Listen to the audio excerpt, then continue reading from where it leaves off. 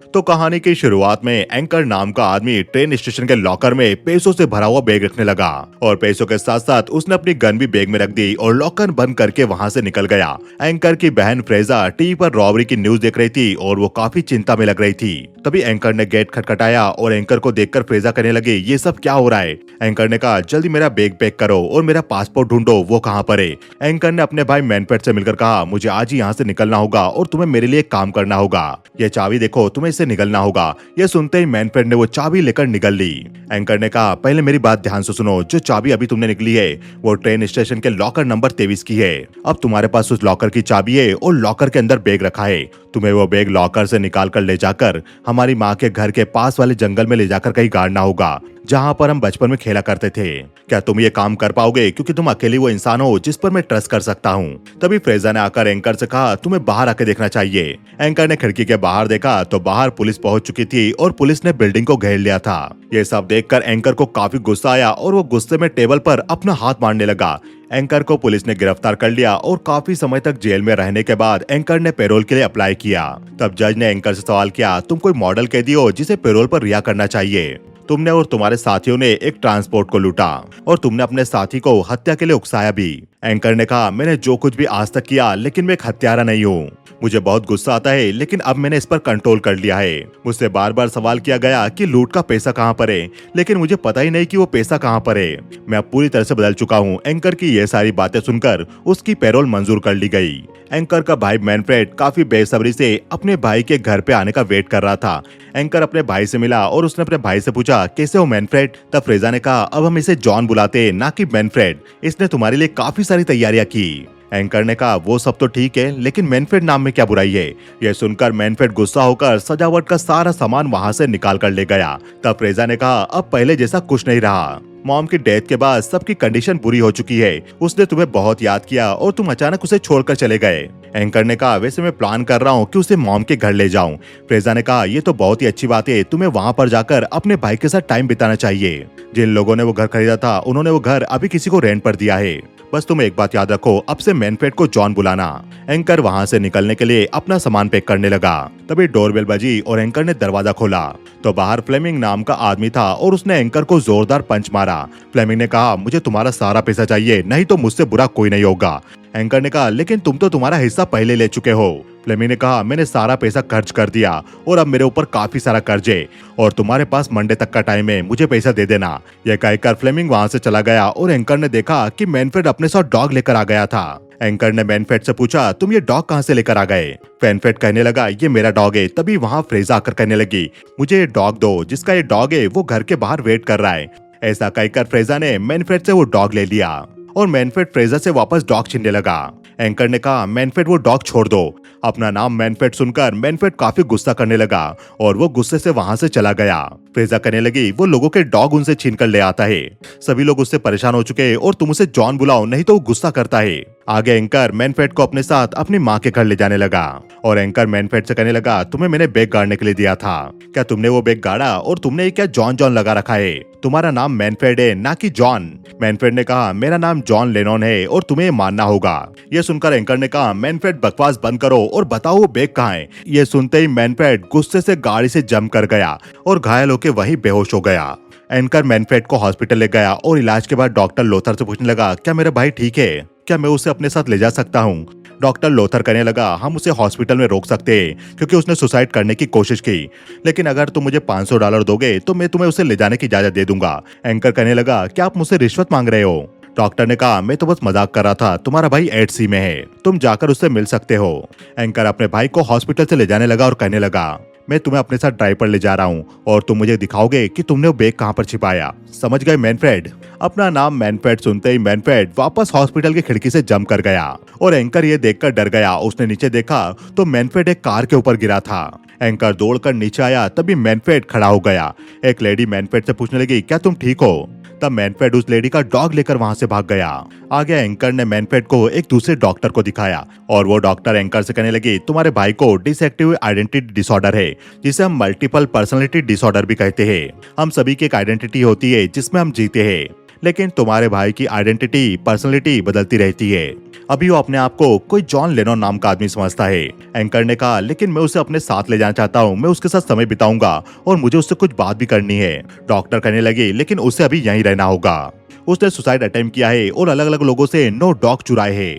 Manfred type के patient को therapy और मेडिसिन देनी होती है। कुछ पेशेंट की तो पूरी लाइफ तक पर्सनालिटी चेंज होती रहती है।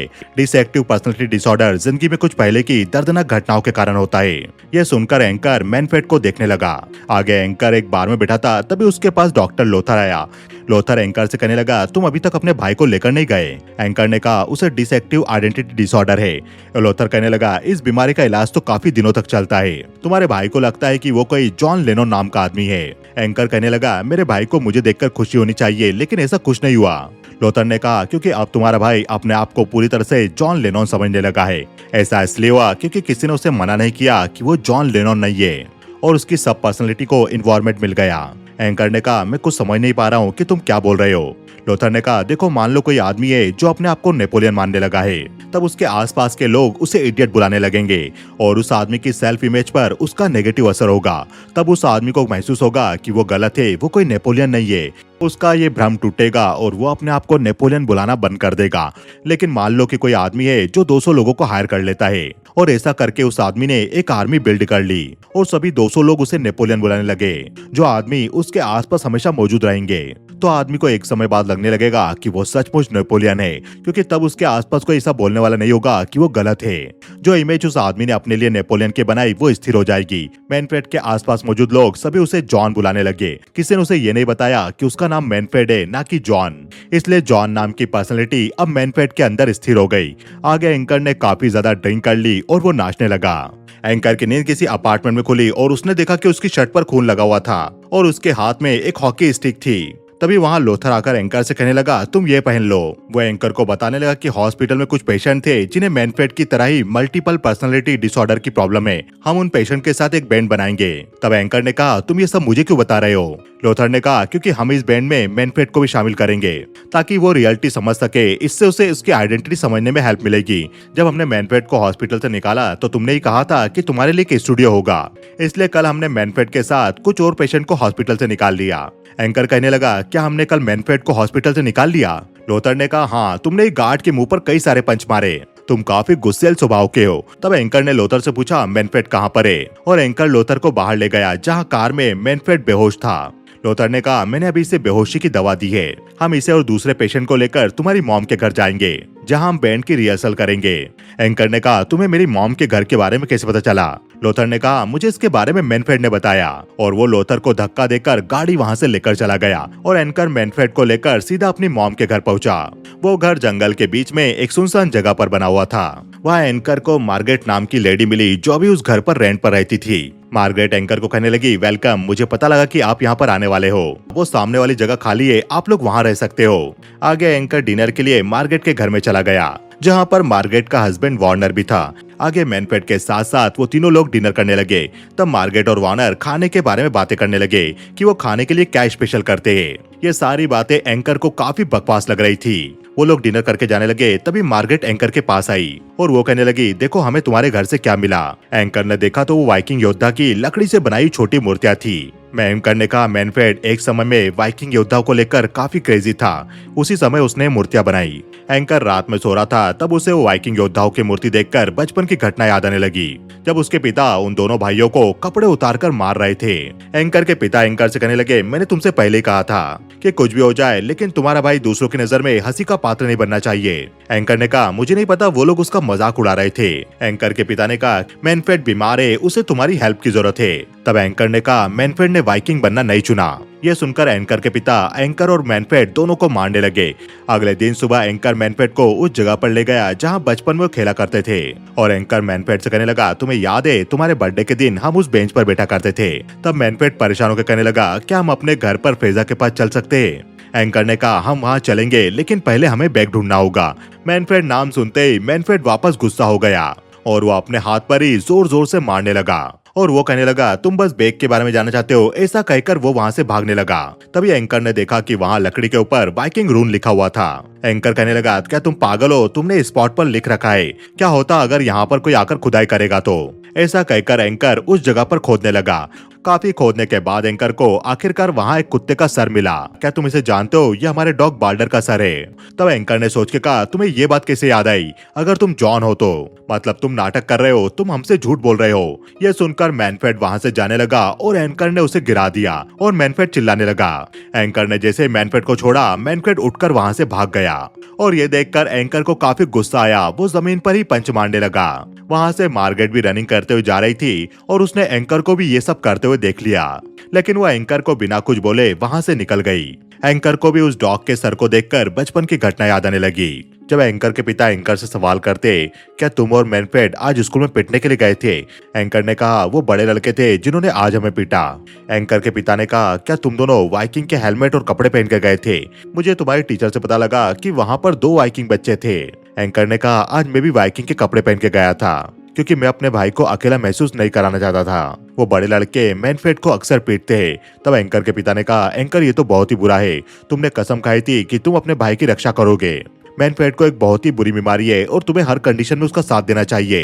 एंकर ने कहा, डैड मुझसे गलती हो गई, ऐसा दोबारा नहीं होगा। आगे से मैं हमेशा मैनफ्रेड का ध्यान रखूंगा। एंकर के पिता ने कहा, तुम लोगों ने बहुत बड़ी गलती की और तुम्हें इसकी सजा भुगतनी होगी। तुम बॉल्डर को नीचे ले जाकर वहां उसे मारोगे।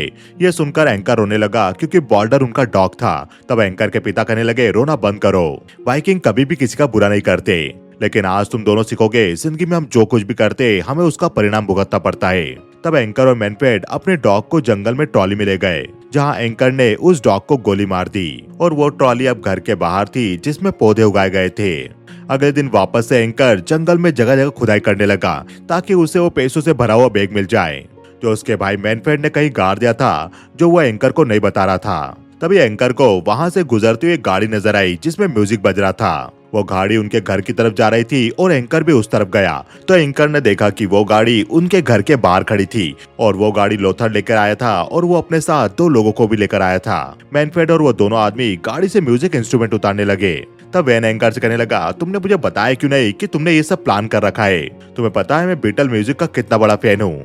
एंकर लूथर से पूछने लगा, तुम यहाँ पर क्या कर रहे हो? तब लूथर कहने लगा, ये सब छोड़ो, तुम इससे मिलो। इसका नाम पॉल जॉर्ज है और उसका नाम रिंगो है जो ड्रम बजाता है।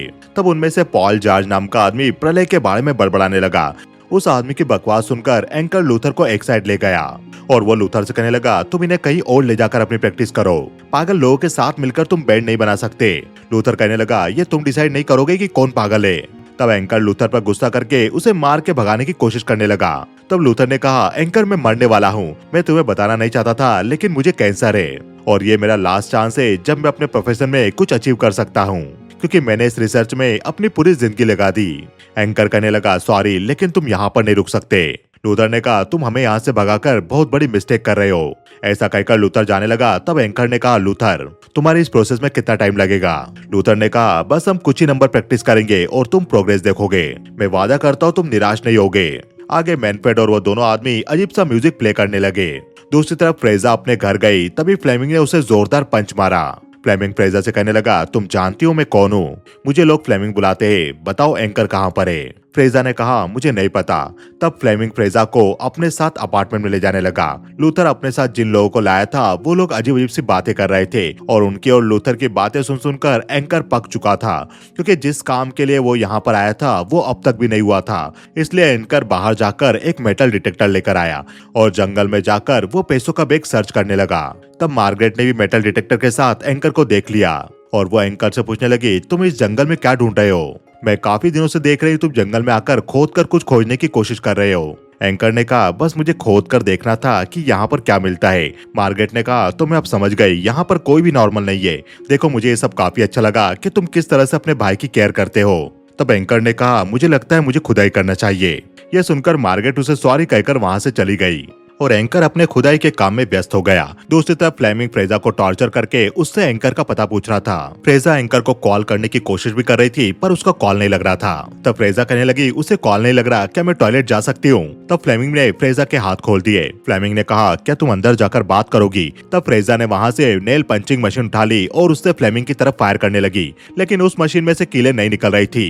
ये देखकर फ्लेमिंग ने फ्रेजा को एक जोरदार पंच मारा और वो हथौड़ी से फ्रेजा के ऊपर वार करने वाला था, लेकिन उससे पहले फ्रेजा ने नेल पंचिंग मशीन को फ्लेमिंग के पाँव में मारा और उसके पाँव में काफी सारी कीलें गाड़ दी और फ्रेजा वहाँ से भाग गई। मार्गरेट भी लैपटॉप पर एंकर एंडरसन के बारे में सर्च करने लगी और उसे पता चला कि एंकर रॉबरी के इल्जाम में जेल जाके आ चुका है और उसने अपने साथियों के साथ मिलकर काफी बड़ी रॉबरी की थी। दूसरी तरफ कमरे में एंकर मैनफ्रेड के साथ था, जहां मैनफ्रेड गिटार बजाने की प्रैक्टिस कर रहा था। एंकर को काफी गुस्सा आ रहा था कि अभी तक भी उसके हाथ पैसा नहीं लगा। तब एंकर ने मैनफ्रेड से कहा, तुम्हें पता भी है मैंने आज तक तुम्हारे लिए कितना कुछ सहा है, तुम्हें ये सब नाटक ना करके मेरी हेल्प करना चाहिए। तब मैनफ्रेड कुछ ना बोलकर वापस गिटार बजाने लगा। एंकर को गुस्सा आया और वो टेबल को फेंक कर बैठ गया। बाहर आकर मैनफ्रेड रोने लगा। तभी उसे लकड़ियां काटने की आवाज आई। मैनफ्रेड ने जाकर देखा तो ये लकड़ियां मार्गरेट काट रही थी। मैनफ्रेड ने मार्गरेट से कहा, ये कुल्हाड़ी तुम्हारी नहीं है। तब मार्गरेट मैनफ्रेड को उसकी कुल्हाड़ी देने लगी। आगे मार्गरेट मैनफ्रेड को कोको पिलाने लगी और मार्गरेट कहने लगी, एंकर जंगल में कुछ ढूंढ रहा है और उसने मुझसे कहा है कि जंगल में ढेर सारा पैसा गड़ा हुआ है, क्या तुम उसके बारे में मुझे कुछ बताओगे? पर मैनफ्रेड ने मार्गरेट को कुछ नहीं बताया। अगले दिन सुबह एंकर उठा तो उसने देखा कि उसके बेड के नीचे पैसा पड़ा हुआ था। एंकर समझ गया कि ये पैसा मैनफ्रेड ने रखा है और ये वही रॉबरी के पैसों में से एक छोटा सा हिस्सा था। एंकर ने वो सारा पैसा बेड के नीचे छिपा दिया और वो समझ गया कि मैनफ्रेड को पैसों के बारे में पता है कि उसने पैसा कहाँ गाड़ा। एंकर बाहर मैनफ्रेड के पास जाकर उसे देखने लगा और उसने लोथर से कहा, तुम सही ट्रैक पर जा रहे हो। एंकर खुश था कि उसे जल्दी उसका पैसा मिल जाएगा, इसलिए वो अंदर जाकर ड्रिंक करके मैनफ्रेड को प्रैक्टिस करते हुए देखने लगा। तभी वहाँ मार्गरेट आकर मैनफ्रेड से कहने लगी, मुझे पता चल गया है कि तुम जंगल में पैसा ढूंढ रहे हो। जॉन ने मुझे पैसों के बारे में सब कुछ बता दिया, लेकिन तुम बिल्कुल चिंता मत करो, मैं पुलिस को कुछ नहीं बताने वाली, क्योंकि मुझे और तुम्हें एक ही चीज चाहिए। एंकर ने कहा, मुझे क्या चीज चाहिए? मार्गरेट ने कहा, तुम यहाँ से कहीं दूर जाना चाहते हो और तुम नहीं जा पा रहे हो क्योंकि तुम्हें अभी तक पैसा नहीं मिला। मैं जॉन से बात करके पता लगा सकती हूँ कि वो पैसा कहाँ पर है। मेरे और वैन के बीच में कुछ अच्छा नहीं चल रहा है, हम दोनों एक दूसरे से बिल्कुल खुश नहीं है। मैं चाहती हूँ तुम जब यहाँ से ट्रेवल करने के लिए जाओ तो मुझे भी अपने साथ ले जाओ। ये सारी बातें सुनकर एंकर बाहर जाकर मैनफ्रेड को एक तरफ ले गया और एंकर मैनफ्रेड से कहने लगा, मार्गरेट को तुमने पैसों के बारे में बताया? मैनफ्रेड कहने लगा, मैंने उसे कुछ नहीं बताया, तुमने उसे बताया था कि तुम जंगल में पैसा ढूंढ रहे हो। एंकर कहने लगा, मुझे बताओ बाकी का पैसा कहाँ पर है? तभी मैनफ्रेड और एंकर को वहाँ फ्रेजा आती हुई दिखाई दी, जो बुरी तरह से घायल थी और वो वहीं गिर गई। आगे फ्रेजा ने एंकर को बताया कि फ्लेमिंग घर पर आया था और उसने उसे मारा। तब एंकर कहने लगा, तो तुम यहाँ पर क्यों आई? फ्रेजा ने कहा, क्या मैं यहाँ पर आना चाहती थी? मेरे पास और कोई ऑप्शन नहीं बचा था। अगर मैं वहाँ रहती तो वो मुझे मार देता। ये सब तुम्हारी वजह से हो रहा है। तुम जेल से बाहर आए और वापस पागलपन करने लगे और अब तुम्हें यहाँ पर आकर वो पैसा भी नहीं मिला। क्या मैं नहीं जानती कि तुम मैनफ्रेड को लेकर यहाँ पर क्यों आए थे? हम तुम्हारे बाहर आने का इंतजार काफी लंबे समय से कर रहे और तुम हमें छोड़कर कहीं अकेले जाना चाहते हो। तब वहाँ मैनफ्रेड भी मौजूद था और वो भी फ्रेजा और एंकर की बातें सुन रहा था। फ्रेजा कहने लगी, तुमने मॉम से प्रॉमिस किया था कि तुम मैनफ्रेड का ख्याल रखोगे। एंकर ने कहा, हाँ मैं ट्रेवल पर जाना चाहता हूँ और तुम्हें भी जाना चाहिए। तुमने अपनी पूरी लाइफ मैनफ्रेड को लेकर बर्बाद कर दी। तुमने और मॉम ने 40 साल तक मैनफ्रेड का ख्याल रखा। सभी को अपनी जिंदगी जीने का अधिकार है। मैनफ्रेड ये बातें सुन रहा था और उसे काफी बुरा भी लगा। मैनफ्रेड को कहीं ना कहीं पता था कि यदि एंकर को पैसा मिल गया तो वो हमेशा के लिए उसे छोड़कर कहीं ट्रेवल के लिए चला जाएगा। मैनफ्रेड बाहर जाकर बैठ गया, जहां बैंड वाले अपना सामान अंदर रख रहे थे और पॉल जॉर्ज मैनफ्रेड से कहने लगा, तुम्हें भी हमारे साथ चलना चाहिए। तब पीछे बैठे वैन ने पॉल जॉर्ज को इडियट बुलाया। पॉल और वैन में इस बात को लेकर बहस होने लगी और पॉल जॉर्ज ने गिटार उठाकर वैन पर हमला कर दिया और वो अकेले ही वहाँ से जाने के लिए निकल गया। एंकर फ्रेजा के साथ जंगल में खुदाई करने लगा और परेशान होकर कहने लगा, अब मैं और नहीं कर पाऊंगा, तुम्हें मैनफ्रेड को समझाना होगा, नहीं तो पैसों के बिना हम कुछ नहीं कर पाएंगे। फ्रेजा ने कहा, हमें यहाँ से भाग जाना चाहिए, नहीं तो तुम वापस जेल जा सकते हो। तुमने 4 पागल लोगों को हॉस्पिटल से भगाया है, पता नहीं इसकी सजा क्या होगी। एंकर ने कहा, लेकिन ये काम तो लोथर ने किया है, मैं तो बस मैनफ्रेड को भगाने में हेल्प कर रहा था। उसने हॉस्पिटल से 3 पेशेंट को भगाया। फ्रेजा ने कहा, 3 नहीं 4, न्यूज़पेपर में तो 4 पेशेंट की डिटेल आई थी। तब फ्रेजा ने अपना मोबाइल निकाल के एंकर को दिखाया, जिसमें वीडियो चल रहा था जब लोथर और एंकर हॉस्पिटल में एंटर कर रहे थे। एंकर ने उन 4 पेशेंट की फोटो देखी जिन्हें भगाया गया, तो उस फोटो में नेल्सन नाम के आदमी का फोटो भी था और वो नेल्सन नाम का आदमी लोथर था। यानी लोथर कोई डॉक्टर नहीं बल्कि वो भी उस हॉस्पिटल का पेशेंट था। एंकर गुस्से में नेल्सन यानी लोथर के पास गया और लोथर कहने लगा, पॉल जॉर्ज ने वैन पर हमला कर दिया। एंकर ने कहा, चुप रहो, तुम्हारा नाम नेल्सन है। तब वहाँ खड़ी मार्गरेट ने पूछा, ये नेल्सन कौन है? एंकर ने कहा, इस आदमी का नाम लोथर नहीं बल्कि नेल्सन है और ये एक साइकेट्रिक पेशेंट है। नेल्सन कहने लगा, मैं तुम्हें बताने वाला था कि मैं एक पेशेंट हूँ, इसमें गुस्सा होने वाली कौन सी बात है? एंकर नेल्सन को मारने जाने लगा। तभी नेल्सन ने पेन उठाकर एंकर पर हमला कर दिया। नेल्सन एंकर को पेन से मारने लगा। उसी वक्त मैनफ्रेड ने नेल्सन को धक्का दे दिया। यह देखकर नेल्सन वहां से डरकर गाड़ी लेकर भाग गया। एंकर को चोट आ गई थी और मैनफ्रेड एंकर को देखकर रोने लगा। वो फ्रेजा से कहने लगा, ये मर जाएगा, हमारे सारे फैमिली मेंबर मर गए। तब एंकर ने गुस्से में मैनफ्रेड से कहा, हाँ हम लोग मर जाएंगे, वो भी तुम्हारे कारण। तुम मुझे देखो, मेरी क्या हालत हो गई है। तुम फ्रेजा को देखो, उसकी क्या हालत हो गई है। तुम्हारे कारण आज हमारा ये हाल है। तुम्हारे कारण डैड हमें छोड़ के चले गए। मैनफ्रेड ये सब नहीं सुन पाया और वो वहाँ से भाग गया। दूसरी तरफ नेल्सन को भी रास्ते में पॉल जॉर्ज मिल गया और नेल्सन पॉल जॉर्ज को अपने साथ गाड़ी में बिठा कर ले गया। फ्लेमिंग भी एंकर का पता करते हुए उस जगह तक पहुंच गया। तभी मार्गरेट वहां पर आकर फ्लेमिंग से पूछने लगी, क्या मैं तुम्हारी कोई हेल्प कर सकती हूँ। फ्लेमिंग मार्गरेट को मारने लगा, लेकिन मार्गरेट नीचे झुक गई और वो फ्लेमिंग को मारने लगी। लेकिन फ्लेमिंग को उसकी मार का कोई असर नहीं हुआ और उसने मार्गरेट को मारकर उस पर हथौड़े से हमला किया। एंकर मैनफ्रेड की आवाज सुन के बाहर आया, तभी उस पर फ्लेमिंग ने गन अड़ा दी और उसे मारकर बेहोश कर दिया और फ्लेमिंग ने एंकर और मैनफ्रेड दोनों को बांध दिया। फ्लेमिंग ने कहा, अगर तुमने पैसों के बारे में नहीं बताया तो मैं तुम्हारे भाई की उंगली काट दूंगा। ऐसा कहकर फ्लेमिंग ने मैनफ्रेड की उंगली काट दी, लेकिन मैनफ्रेड को कोई भी दर्द महसूस नहीं हुआ। फ्लेमिंग कहने लगा, मैंने ऐसा कभी नहीं देखा, मैंने उसकी उंगली काट दी और ये चिल्लाया तक नहीं। एंकर ने कहा, उसे कुछ मत करो, अगर उसे कुछ हो गया तो तुम्हें तुम्हारे पैसे नहीं मिलेंगे, उसी को पता है पैसा कहाँ पर है। तब फ्लेमिंग ने मैनफ्रेड से पूछा, पैसा कहाँ पर है। मैनफ्रेड ने कहा, वो लेग साइड पर है, लेकिन अगर तुमने मेरे भाई को कुछ किया तो मैं उसके बारे में नहीं बताऊंगा। यह सुनकर फ्लेमिंग मैनफ्रेड को अपने साथ ले गया और उसने मैनफ्रेड को ड्राइविंग सीट पर बैठा कर कहा, चलो मुझे पैसों के पास ले जाओ। मैनफ्रेड कहने लगा, वो एंकर का पैसा है, मैं उसके बारे में किसी को नहीं बताऊंगा। फ्लेमिंग ने उस पर गन अड़ा के उसे गाड़ी चलाने के लिए कहा। फ्लेमिंग कहने लगा, क्या तुम पागल हो गए हो, गाड़ी की स्पीड धीमी करो। मैनफ्रेड ने कहा, तुम प्रॉमिस करो कि तुम एंकर को कुछ नहीं करोगे। फ्लेमिंग ने मैनफ्रेड पर गन अड़ा दी और ये देखकर मैनफ्रेड गाड़ी से जंप कर गया और आगे जाकर फ्लेमिंग की गाड़ी का एक खतरनाक एक्सीडेंट हो गया। मैनफ्रेड ने जाकर देखा तो फ्लेमिंग मारा जा चुका था और वो एक लकड़ी की तख्ती और कुदाल लेकर जंगल की तरफ जाने लगा। एंकर भी उठकर जंगल की तरफ गया और उसने देखा कि मैनफ्रेड ने वो लकड़ी की तख्ती एक जगह पर रख दी थी और कुदाल वहीं गाड़ दी थी। ये देखकर एंकर उस जगह पर खोदने लगा तो उसे वहां से एक सूटकेस मिला। एंकर ने उस सूटकेस खोला तो उस सूटकेस के अंदर उसके पिता का सामान था। ये देखकर एंकर को अपने बचपन की घटना याद आने लगी, जब एंकर और मैनफ्रेड घर में थे और एंकर की माँ अपनी बेटी फ्रेजा को लेकर बाहर चली गई थी। एंकर के पिता पोस्ट बॉक्स से निकालकर पार्सल देखने लगे। तब उन्होंने देखा कि पार्सल में बच्चों के स्कूल के फोटो आए थे और उन्होंने देखा कि उन फोटो में मैनफ्रेड ने वाइकिंग का हेलमेट पहन रखा था। एंकर के पिता को ये बिल्कुल पसंद नहीं था कि मैनफ्रेड वाइकिंग के कपड़े या हेलमेट पहने, जिसके कारण वो दूसरे बच्चों से अलग लगता था। इसलिए एंकर के पिता ने एंकर को काफी मारा, क्योंकि उसने अपने भाई मैनफ्रेड को ऐसा करने से नहीं रोका। आगे मैनफ्रेड अपने भाई एंकर के घाव पर दवाई लगाने लगा। तभी वहां एंकर के पिता नशे में आए और वो एंकर से कहने लगे, तुम दोनों मेरे साथ चलो। एंकर और मैनफ्रेड उनके पीछे आने लगे। तभी एंकर के पिता सीढ़ियों से गिरते हुए बचे। मैनफ्रेड को अपने पिता पर काफी गुस्सा आ रहा था, तब उसने अपने पिता को धक्का दे दिया और एंकर के पिता सीढ़ियों से गिरकर घायल हो गए, वो उठ नहीं पा रहे थे। एंकर अपने घायल पिता को देखकर एम्बुलेंस को कॉल करने लगा, लेकिन थोड़ा सोचने के बाद उसने फोन रख दिया और वो वर्कशॉप से कुल्हाड़ी लेकर आया और उसने अपने पिता पर कुल्हाड़ी से एक के बाद एक वार किया। उस वक्त टीवी पर जॉन लेनन नाम के आदमी के बारे में बताया जा रहा था, जो बीटल बैंड का सदस्य था। जॉन लेनन को 4 बार शूट किया गया, लेकिन वो बच गया। एक तरफ एंकर अपने पिता को कुल्हाड़ी से काट रहा था और मैनफ्रेड टीवी पर ये न्यूज देख रहा था। अपने पिता को मारने के बाद एंकर ने उनके टुकड़े कर दिए और अपने पिता की डेड बॉडी और उनके सामान को जंगल में काट दिया। एंकर ये सब याद करके दुखी हो रहा था। तभी मैनफ्रेड उसके पास आकर बैठ गया और कहने लगा, सॉरी तुम्हें ये सब याद दिलाने के लिए। तुम्हें ये सब फ्रेजा को बताना चाहिए, उसे भी हक है जानने का। मुझे पता है तुम मुझे छोड़कर ट्रेवलिंग के लिए जाना चाहते हो। मेरी वजह से जिंदगी में तुमने काफी कुछ सहा, मैं हमेशा तुम्हें अच्छा नहीं लग सकता। एंकर ने कहा, हमेशा कोई भी अच्छा नहीं लग सकता, तुम जो चाहे वो बन सकते हो। आगे एंकर और मैनफ्रेड फ्रेजा को बताने जाने लगे कि उसके पिता की मौत के जिम्मेदार वो दोनों थे। तभी वहां वेन आ गया घायल मार्गरेट को लेकर। फ्लेमिंग के हथौड़े से वार करने के कारण मार्गरेट काफी घायल हो गई। उनके अंदर जाने के बाद एंकर ने फ्रेजा को सब कुछ बता दिया और फ्रेजा को ये सब जानकर काफी बुरा लगा, क्योंकि अब तक उसे लगता था कि उसके पिता उसे कहीं छोड़कर चले गए। अब चीजें सॉल्व होने लगी थी। तभी लोथर वहां गाड़ी लेकर आया और पॉल जॉर्ज उस गाड़ी से सामान निकालने लगा, जो वो एंकर और वेन की फैमिली के लिए लेकर आया था। लोथर ने कहा, एंकर मैं जानता हूँ मैंने तुमसे झूठ बोला। मेरे पिता बेलरूप में आइकिया स्टोर के ट्रस्टी थे और वो हमारे देश का सबसे पहला स्टोर था।